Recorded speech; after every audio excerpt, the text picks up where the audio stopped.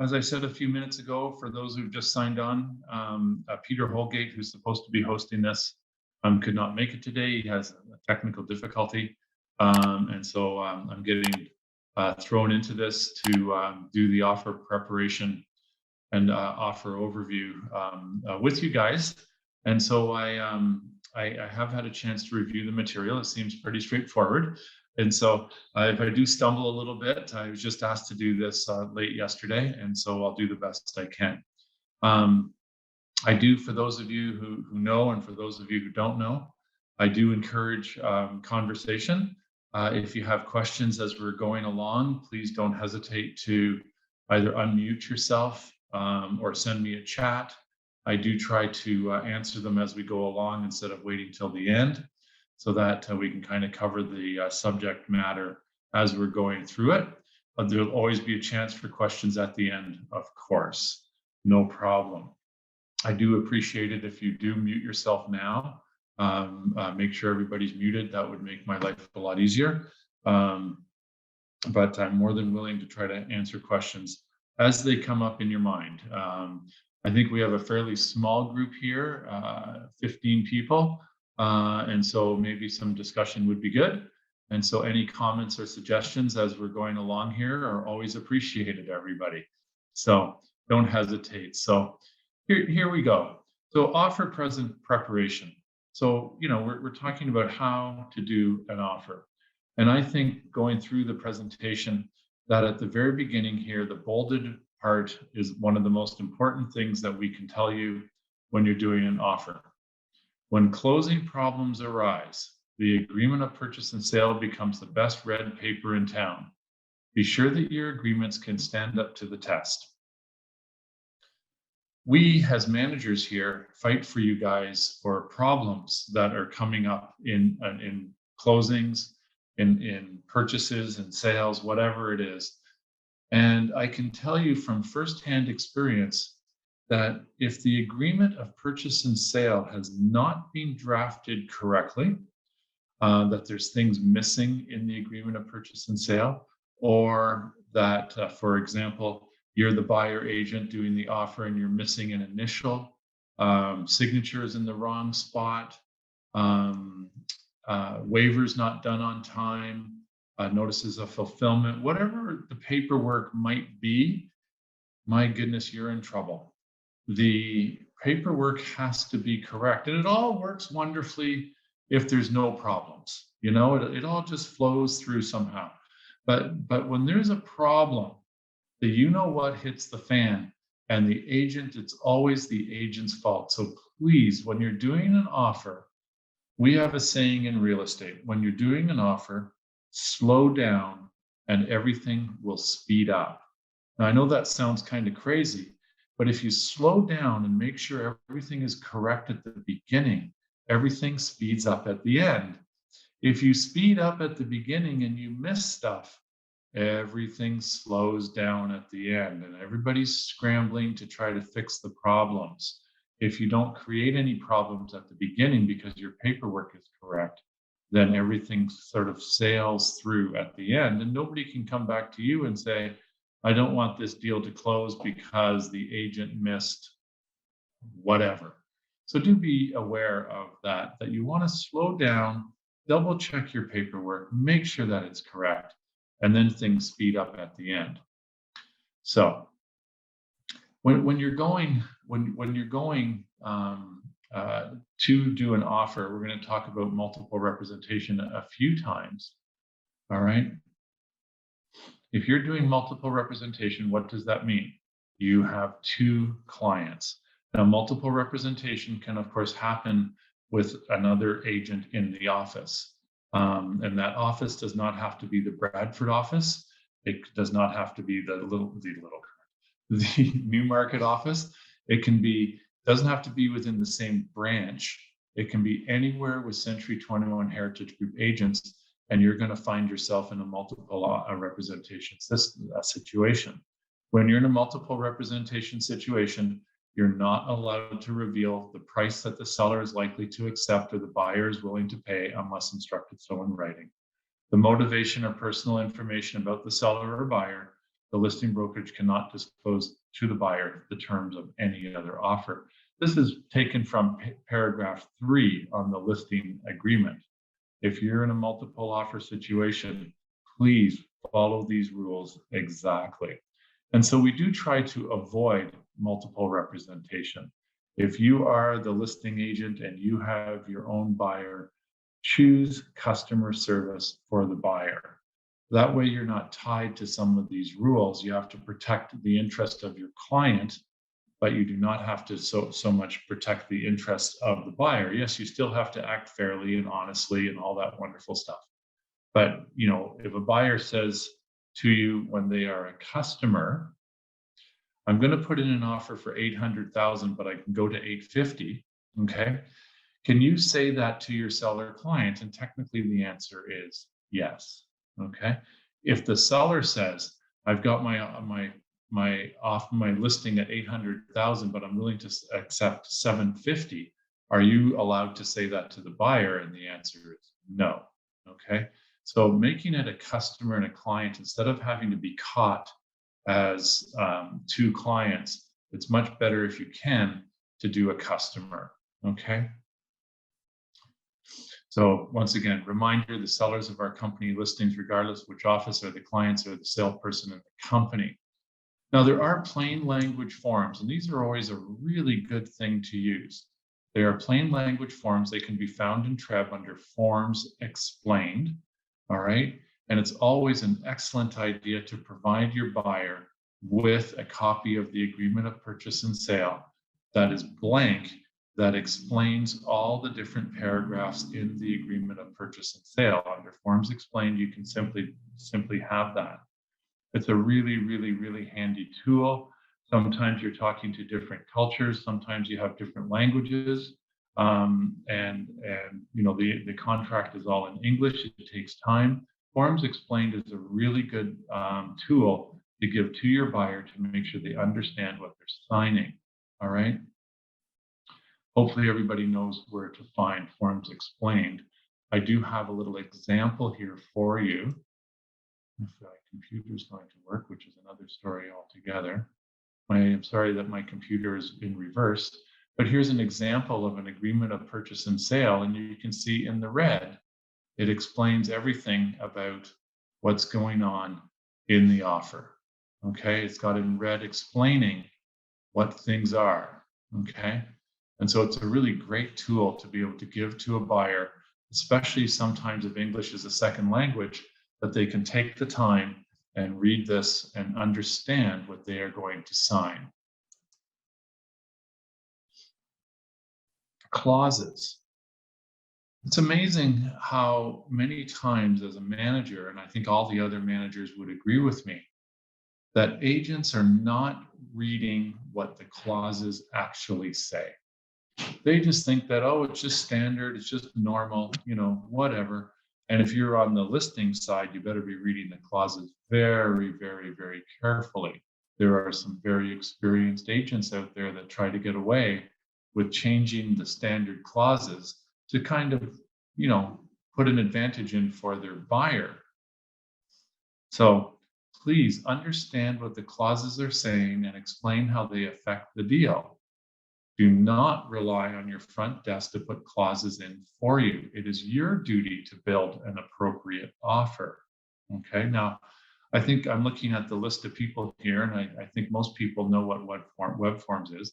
And as you know, in our transaction kits, and in a Schedule A, on most of the offers, not all, but most of the offers in the transaction kits, whether it be for a lease, whether it be for an assignment, whether it be for a condo or a freehold sale, whatever, we have put in the standard clauses for you. Now, that doesn't mean that those are the clauses that you have to include. You can take those out very easily, but you can also ask your front desk or put them in yourself, clauses that will help your buyer obtain the property, or even better, how to protect your buyer. You can call your manager if there's certain things that you need to discuss. And the way I like to try to explain that is most of us live in the GTA, and we kind of have this little housing bubble around us We are very used to municipal water. We're very used to municipal sewers. We're very used to a gas furnace and hydro. Very simple stuff. But when you're starting to show things, what about those properties that have a septic system? You have to think outside of the bubble that you're used to. And, how am I going to protect my client for a septic system? What about a well? What about a fireplace? What about an oil tank? I see Leah's on board here. Leah, I know that you can say, that we had to dream up some clauses for your most recent deal for the leasehold property that you were working with. And so contact your manager if you're not sure what clauses to include in your offer. Just don't think inside your own bubble. Think outside the box on what clauses to protect your buyer. So you come up with the ones that you want. And then, of course, it's up to the client if they want to include it, but you have to try to protect your buyer, okay? And they want to understand what you have put into the offer.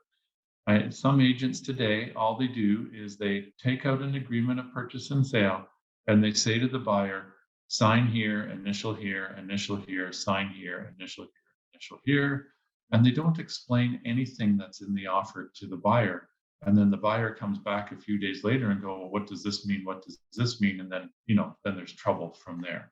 So take your time, slow down, take your time. Andy says, don't forget a clause for a swimming pool. Exactly. Is the swimming pool in good working order? Thank you, Andy. That's another one. Especially people who are buying properties that have a swimming pool, but the swimming pool is already closed for the winter time. How do you protect your buyer that it's all going to work in the springtime? I'm not going to get into all those answers, but there's certainly ways to do that kind of thing. And so think outside the box, you guys. When you see something outside municipal sewer, water, gas, and hydro, don't forget to put your thinking cap on so that you get the right clauses. So where can we draft an offer? Well, you can draft an offer anywhere, from anywhere. If you're proficient on your phone, you can actually do an offer on your phone. I find it hard to do, to be honest. I'm old enough that I've been out there that I've stood with a buyer with the blank agreement of purchase and sale, and we've done it on the hood of a car, and we've written it all up, okay? So you can do things like that. But the buyer-seller packages, once again, in web forms, are absolutely tremendous things. They're such a powerful tool for you. I wish I had them when I was selling. It's a wonderful thing. Your clause sheets, we have the cheat sheets for leases. We have them for freehold properties. We have them for commercial sales. We have them for commercial leases. These are great tools to have, that if you have that, particularly the lease cheat sheet has got all the clauses that you might need. And it's so easy to pick them out of there and then find them either in web forms or submit the cheat sheet to the front desk.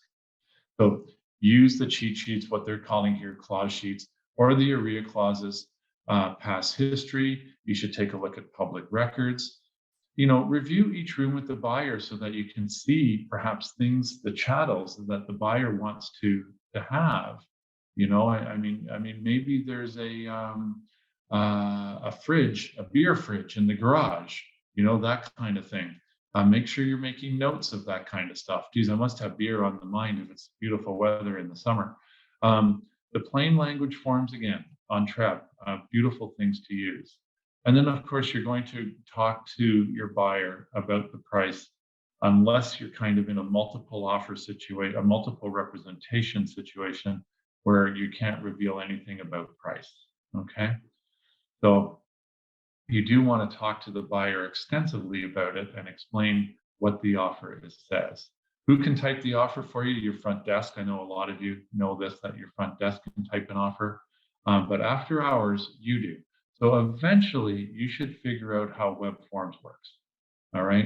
I mean, if you're only going to be doing offers from Monday to Friday, 9 to 9, Saturdays, 9 to 5, and Sundays, 10 to 4, well, that's great. But eventually, for you new agents out there, web form courses and video tutorials are available. There's YouTube web forms courses, both for how to draft an offer, and of course, if you're on the listing side, how to do a listing, just as an aside for you. So what do you do if you get an offer after hours and you can't type? Well, print and write neatly. You cannot handwrite an offer that's illegible. Okay. If you can keep some dummy offers that you've done before so that you can kind of copy them, that might help. Dummy offers are available in your online offer storage. That should be changed, by the way, to your Google Drive now. I'll make sure that gets changed. Once you have an offer made, you should register your offer with the listing broker. So you can do it two ways. You can telephone the listing office and register with the office, or you can register through Broker Bay. If you know how to use Broker Bay, it's quite simple to do it, actually. And then you want to call the listing agent, or leave a message for the listing agent to call you and explain that you've just registered an offer. Now, once you have registered an offer, the system will automatically inform you of other registered offers. Okay, so that's a great thing. It'll come to you through Broker Bay or come to your email address, depending on how the listing brokerage is handling it. Now, one of the things that you should remember is when you're drafting up an offer, and perhaps not now, but certainly back in November, December, January, February, and March, when there's pretty much a multiple offer situation on everything, you can call the listing brokerage in the morning and say, how many registered offers are there? And then maybe there's one. And then you can call them again at 2 o'clock in the afternoon and ask, how many registered offers are there?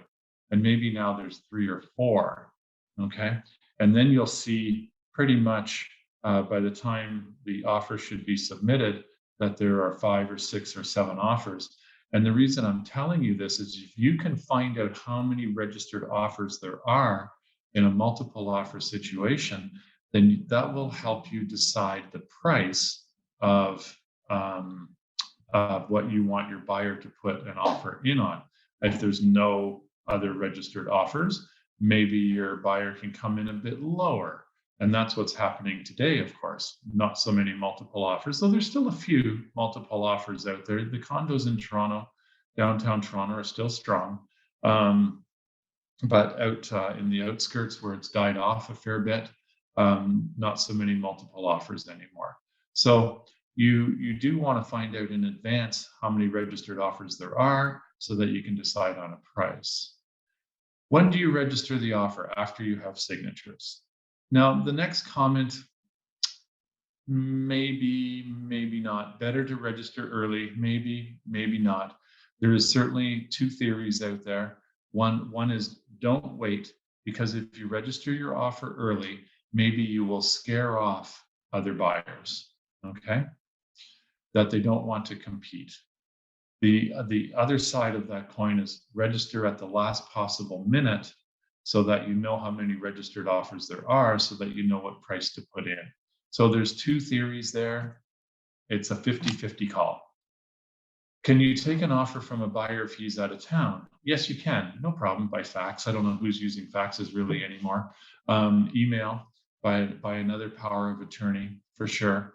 Don't forget, if a buyer is out of town and you've never met this buyer, you have a challenge for FINTRAC at the end of the day. All right, that if you've never met this person, you still have to ID them properly and perhaps have a mandatory act on your behalf if they're out of town buying, so that you have proper FINTRAC documentation. That's another course. That's a FINTRAC course. But do be careful about that if you've never met the buyer. How much should the deposit be? The rule of thumb is between 5% and 10% of the purchase price. 5% in the GTA is pretty much a rock bottom minimum. If you don't have at least 5%, and if you go over 500,000, then you need more. If you go over $1 million, then you need more of a deposit. Sellers look at this very carefully, all right? If you have an $800,000 offer with a $10,000 deposit, most sellers will laugh and go, forget it. You need at least 5% to get a mortgage in the province of Ontario, I'm sorry, in Canada. And of course, what you should be calculating on your offer for a deposit in the GTA is how much is the minimum deposit. If you have a $1.7 million house, it's not just 5%, right? It's 5% for the first 500, 10% for the next, and 20% for the next. You should probably calculate that out and put that in if you want to put in a strong offer. If you're doing a $1.5 million property and you have, $50,000 down, people might laugh at you, okay? And certainly if you're in a multiple offer situation, the deposit becomes really important. A strong deposit, you have $1.5 million property, and the buyer's got $250,000 as a deposit, you are going to win the multiple offer situation, all other things being equal, and somebody else only has a $150,000 deposit. So do keep that in mind to speak to your buyer about the deposit, okay? It's really important. If you're related to the buyer, you should all know this, and for the new agents on board here today, you were taught this in Humber College. If you are related to the buyer, a registrant's disclosure must be included with the offer. You cannot submit these documents following an agreement of purchase and sale that the confirmation of acceptance has been signed, and then 3 days later, you send in Form 160, which is the buyer's registrant's disclosure. We have had a case where the seller said, if I knew that this buyer, if the agent was related to the buyer, I would not have sold the property to him, and he got out of the deal, okay? Proper paperwork. Proper paperwork includes proper registrant's disclosure. As an aside, if you are the selling agent, you definitely want to have your registrant's disclosure attached to the listing so that everybody knows, and you're not telling somebody later after the fact. People can get out of deals when they do this later. Okay, so be careful. If you are related to the buyer or the seller, you have to have your registrant's disclosure at the time of the offer or at the time of the listing. Okay, don't let it slip by. Proper paperwork. Okay. You're representing the buyer and seller as multiple representation. What's required? The confirmation of cooperation and representation under multiple representation. That box needs to be ticked, and it must be signed and initialed in the proper places. And at the bottom of page 2, on the confirmation of cooperation and representation, there's an extra box that the buyer and seller have to initial that they're in multiple representation and they understand. Okay. So conditional offers. Okay. So over the last year and a half, there were no conditional offers. I had a new agent come to me and say, what's a conditional offer? Because all they'd seen on the last year and a half was non-conditional offers. Everything was firm, firm, firm, firm, firm. Now it's starting to go the other way, of course. So now buyers want to put conditions into the offer and do financing, inspection, lawyer's approval of the offer prior to the agreement become firm and binding. I think it's still very, very much kind of an accepted time frame in the GTA that conditions shouldn't be running for more than 5 days unless it's something weird and wonderful. But your basic home inspection and financing conditions should not be running for more than 5 days. Now, financing is an interesting condition today because hopefully you guys have got your buyer pre-approved, but banks are being very, very, very careful. They are sending appraisers out, and sometimes that can take more than 5 days. Sometimes they're sending them out 3 days prior. Banks are overloaded with mortgage approvals, and they are short-staffed, just like airports are short-staffed, just like some real estate brokerages are short-staffed sometimes. Everywhere you go right now, you just about read everything about everybody is short-staffed. and banks are no exception to that. They are short-staffed and they are under huge pressure to get mortgages approved, financing approved. And sometimes you may have to be able to do an amendment, and hopefully the listing agent will recognize that. Yes, this is one that is interesting today. The second line, a seller may want to add his own condition to allow sufficient time to locate new accommodation.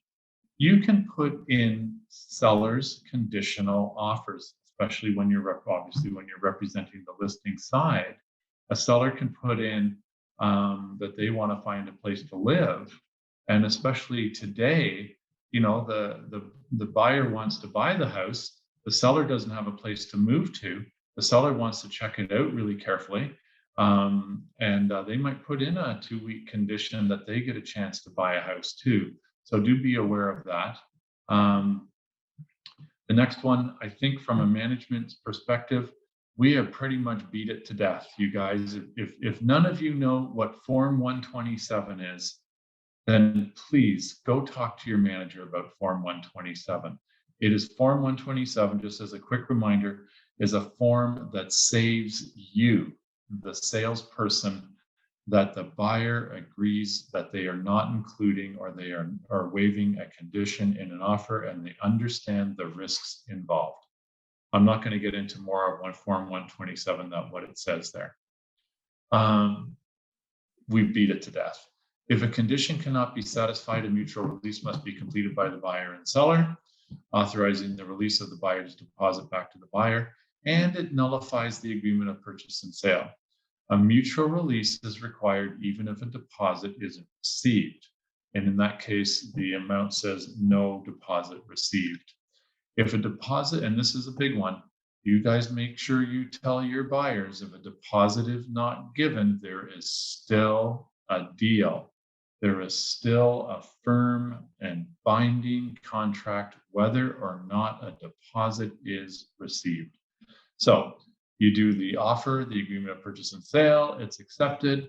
The deposit is upon acceptance, which means that the buyer has 24 hours to give the deposit to the listing brokerage. The buyer calls you the next day and says, oh, we couldn't sleep a wink last night. We think we've made a terrible decision. We're not going to give you a deposit. Well, there's a couple of choices now. Certainly a mutual release with no deposit given is the easiest and most wonderful way to do this. The seller does not have to sign that mutual release. The buyer is in breach of contract and can be liable for damages. Back to Andy's question, can they go after the deposit? Absolutely, they can go after the deposit. Even worse, in a falling market, oh my goodness, what can the seller do? The seller can get instructions from his lawyer to sell the house again.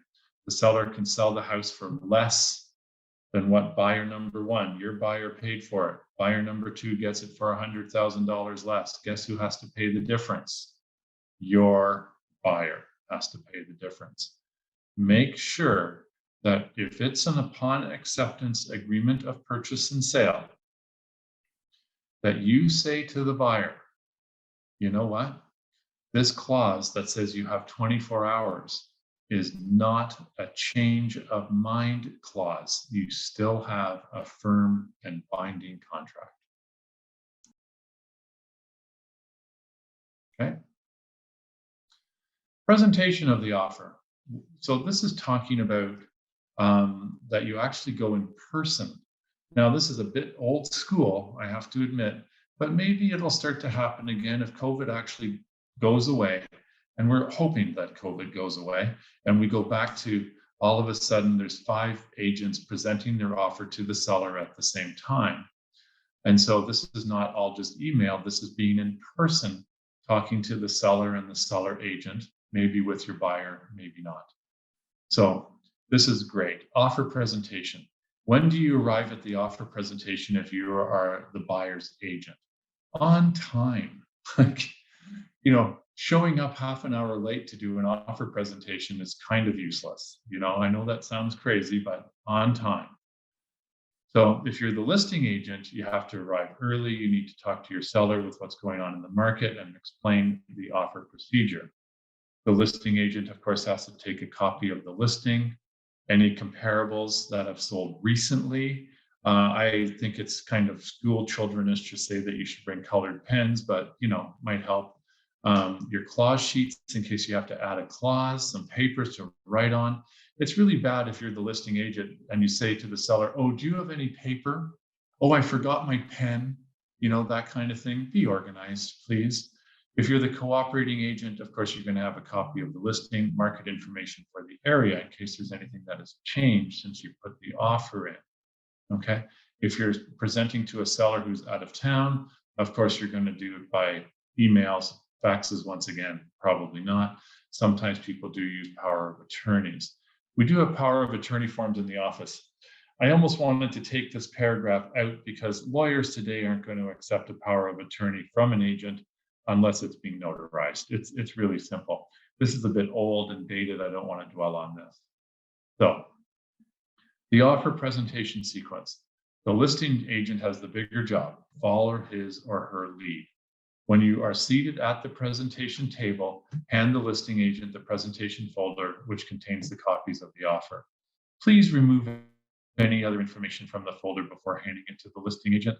You hand the listing agent the folder and it's got the buyer representation agreement in it. It's got the working with the realtor agreement in it. Maybe it's got FinTrack. Who cares? That's not the listing agent's problem. The listing agent needs to see the confirmation of acceptance and the confirmation of cooperation and representation, and the agreement of purchase and sale. Sometimes it will help if your buyer writes a little letter to the seller that says how much they like the property, why they want it, that it's a lovely 3-bedroom home and we've got 3 kids or whatever. That can help, and you would give it to the listing agent at that time.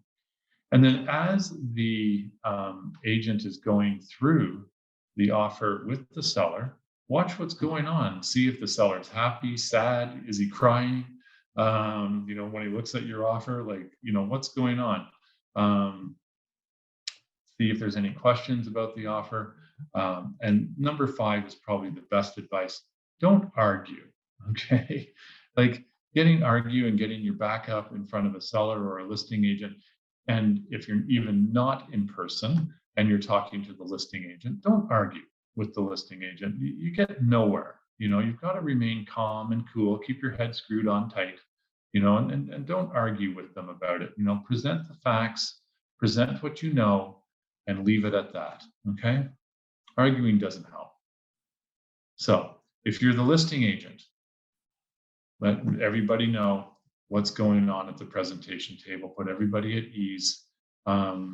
Take the offer folder from the cooperating agent. If there's a deposit check accompanying the offer, place it on the table. We've talked about this a lot in office meetings and certainly in the last few months. You have a few choices for deposits. One's upon acceptance, one is herewith.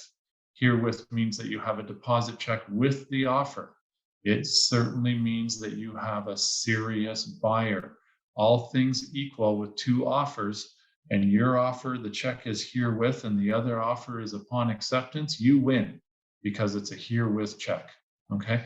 We actually had a case back in, either late last year or early January, I can't remember, where our agent won the offer, and the offer was $20,000 less than the best offer on the table in a multiple offer situation because their check was herewith, their deposit check. No way that the buyer is going to try to get out of the deal because I've got that deposit check in my hands. There's none of this, the next day I'm not giving you the deposit stuff, okay?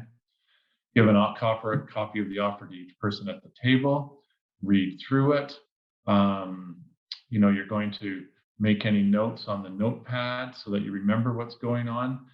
Sometimes there's been 30, 40 offers. You have to go through them all. You better make notes to keep track of what's going on, okay?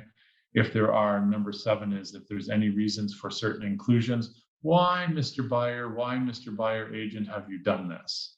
Why is there something in there when it's obvious the swimming pool is working properly? Why do you have something in there about the swimming pool? As an example. Thank you, Andy, for that hint. When you read through the entire offer, whether you're the buyer or the listing agent, make sure, I've told you before, with the buyer, make sure they know what they're signing. And of course, with the listing agent, go through it carefully. Oh my goodness, you can't believe what is missed sometimes. I can give you an example that there was an offer that was given that was accepted. We were on the listing side and it said the chattels will be in good working order, period. All right. Well, it did not have at the end of that sentence that this applies only to the condition, only to the state of the appliances at the completion of this track transaction and will not merge with this transaction. I don't have the words exactly there. And guess what happened? They moved into the place. 3 weeks later, a couple of the appliances didn't work since it did not merge with this transaction and only applied to the state of the property at the completion of this transaction. The buyer agent had to get the appliances fixed. So read carefully, please, whether you're the buyer agent or the listing agent, read the clauses carefully. It'd be interesting, I wish I could do a little survey, how many agents have actually read all the clauses in the 5 pages, all the clauses, all the paragraphs. When was the last time? Make sure you know what there is in them. You may want to ask the cooperating agent to have a seat in another room while you discuss the offer, and with the cooperating agent back on the table, outline any changes to be made. If that's what you're doing, you can counter the offer, of course. A good strategy, meet them halfway. So on the buyer's side and the seller's side, you're putting in an offer for 800. They're countering at 900. Maybe 950 is the answer. Sorry, I didn't do the math right in my head. Maybe 850 is the best situation to meet halfway kind of thing. That's from the seller side and the buyer side, especially if you're going back and forth. Everything is negotiable. Chattels, fixtures, closing date, conditions, deposits are also, of course, negotiable. You want to make sure that you're trying to leave things open for buyers and sellers to negotiate, especially now. There's counter offers happening now, folks. For the last year, there hasn't been. Now there are counter offers. Oh my goodness. You better know how to negotiate. Try to overcome objections. There's some great scripts in your Google Drive on how to overcome objections. If a price increase is indicated, suggest the inclusion of some extras as a gesture of good faith. So, the seller is countering with a higher price, but he's also throwing in the TVs and TV stands that are already attached to the wall, that kind of a thing. Make your changes. Remember about your irrevocables. Don't forget to change your irrevocables, buyers and sellers. Maybe you have to change the dates. Keep track of those irrevocables, okay? It's a common mistake that we see, that irrevocables are not properly completed, all right? Slow it down. Everything goes smoother at the end. So when the irrevocable is signed, and it's irrevocable from the buyer to the seller, the buyer can't change their mind. What does irrevocable mean? Irrevocable is a fancy word for can't change your mind. So if the seller counters back to the buyer and the irrevocable says seller, the seller cannot change their mind. It's now in the hands of the buyer, okay? I think most of you should know that. Even if you're brand new and you're here, I think most of you should know that. And then number 10, only the last person who touched the offer signs the confirmation of acceptance. Now, sometimes what happens is that there's a small change somewhere along the line, okay? And let's just say the buyer initials the small change, okay, and signs the confirmation of acceptance. So the buyer has changed something and is signing the confirmation of acceptance. And the buyer calls the listing agent and says, just have your seller initial beside that small change. Now, think about that. That is after the confirmation of acceptance is signed. That is not the correct way to do an offer, okay? The correct way, of course, is to make the change, initial it, send it to the listing agent, have your seller initial that small change, and the seller would sign the confirmation of acceptance. Do not cut corners, okay? Now, I know it's common, it happens. We try to tell people not to do it. There are situations, and I know one agent who's on board with us today, we did it because of the Rogers outage on Friday. There was huge problems if we didn't do it. So there are exceptions, but you have to be aware of the right way to do things. Do not sign the confirmation of acceptance if you're also changing the offer. It's as simple as that, okay? The next one, number 11. And this is common in the GTA where I came from. We weren't allowed to do this. But what happens is that you have your buyer initial and sign everything. You've drawn the offer. Everything is good. Your buyer initials and signs. And you also have your buyer sign the acknowledgement section at the same time. That is incorrect. The offer is not completed yet. What does it say in the acknowledgement section? It says in the acknowledgement section, and I might not have the wording exactly right here, folks, but it says the buyer, by signing the acknowledgement section, agrees that they have received a true and final copy of this agreement of purchase and sale. Well, wait a second. It's not final yet. The acknowledgement section, you guys, should be signed after the confirmation of acceptance is signed.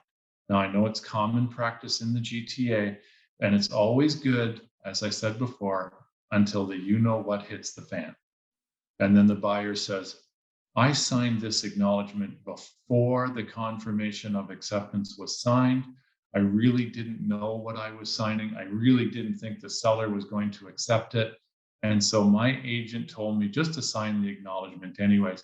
I want to get out of the deal. Okay.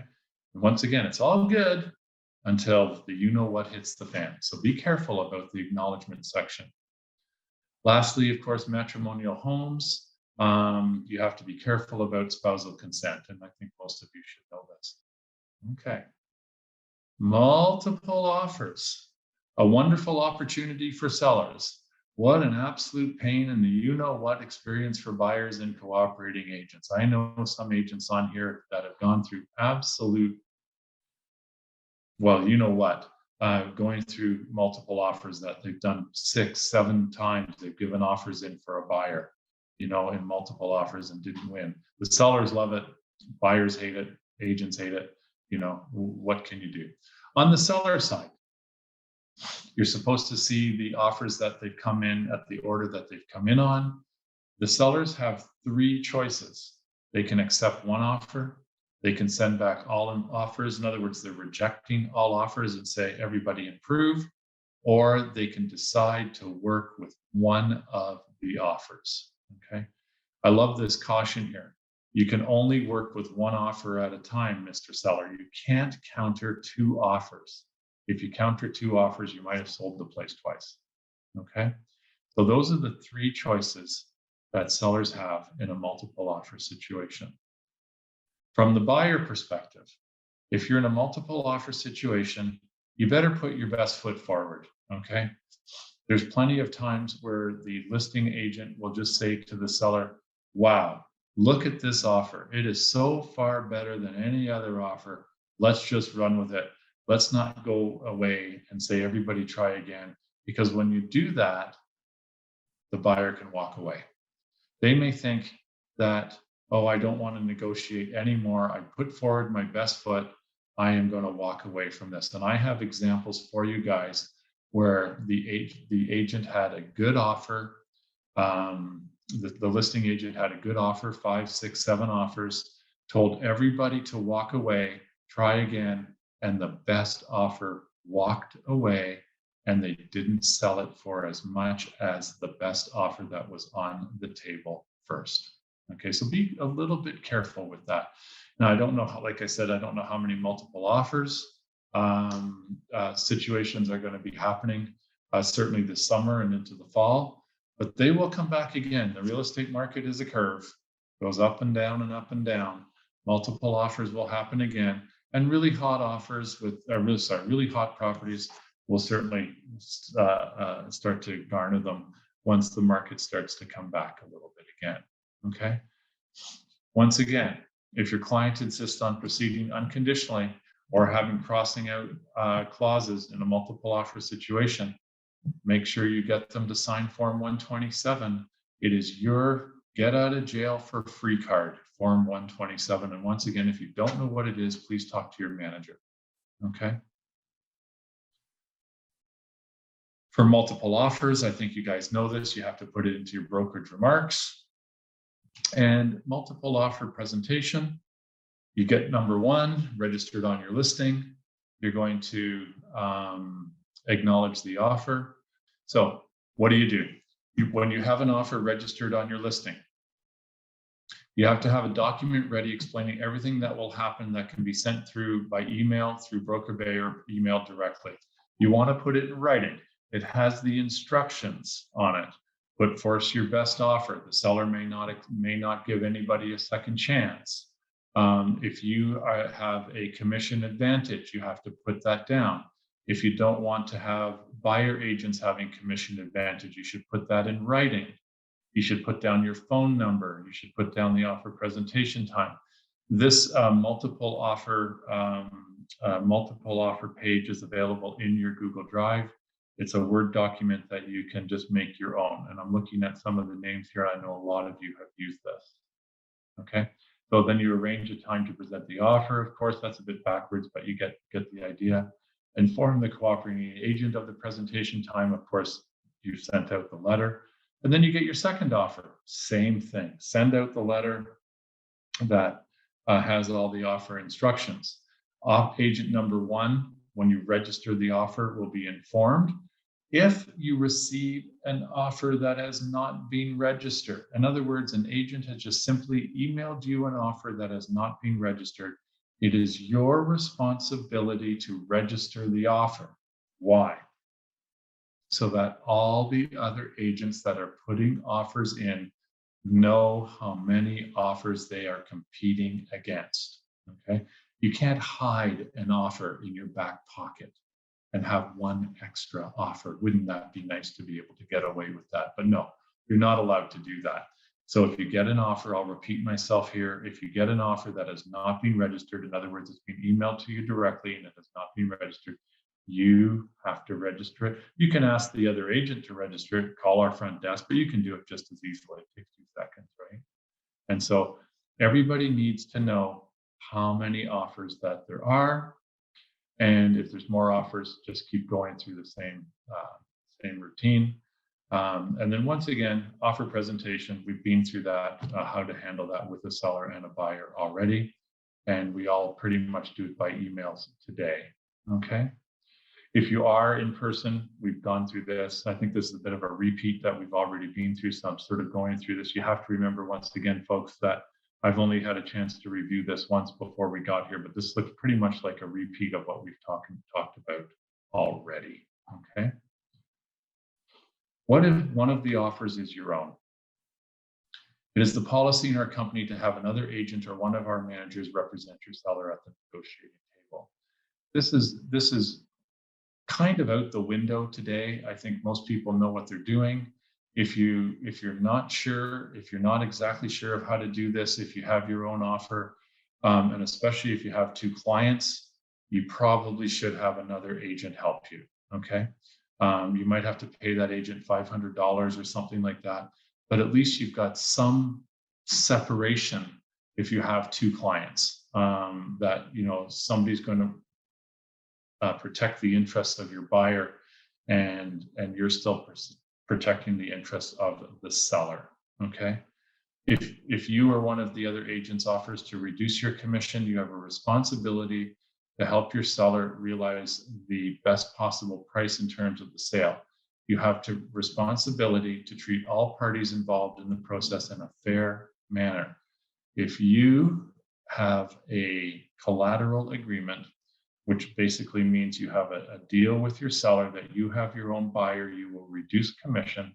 You must reveal the amount of that reduced commission to everybody else that has an offer in on the property.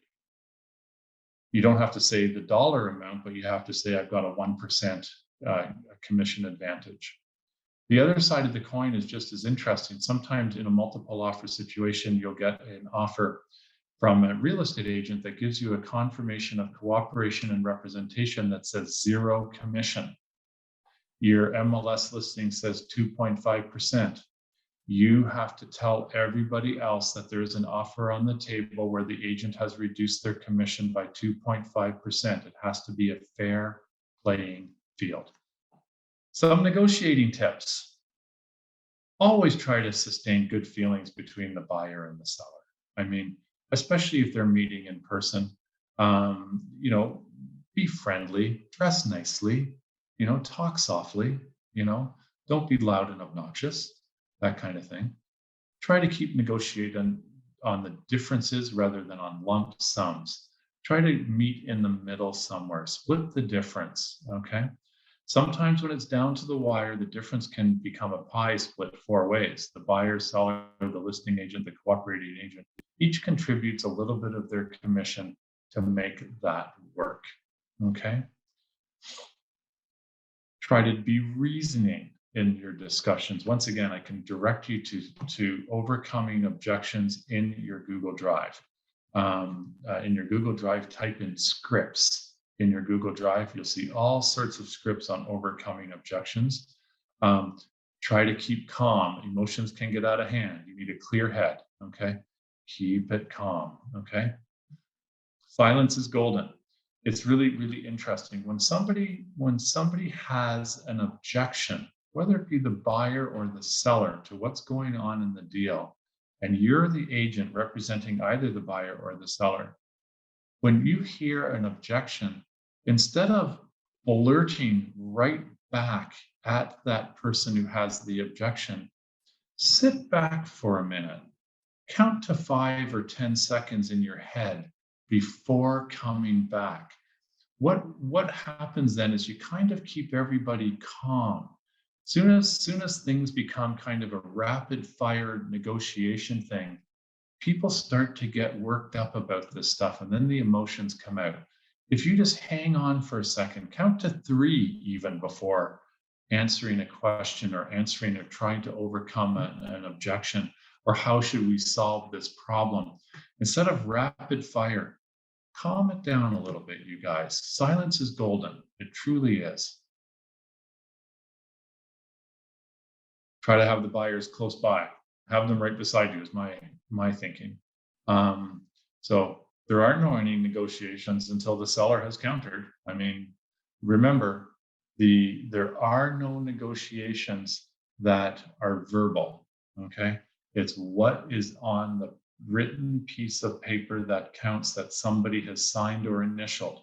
Negotiations are not valid by email, by text, by verbal. It is what is on paper that counts. How do you feel about that? Okay, that's a great question.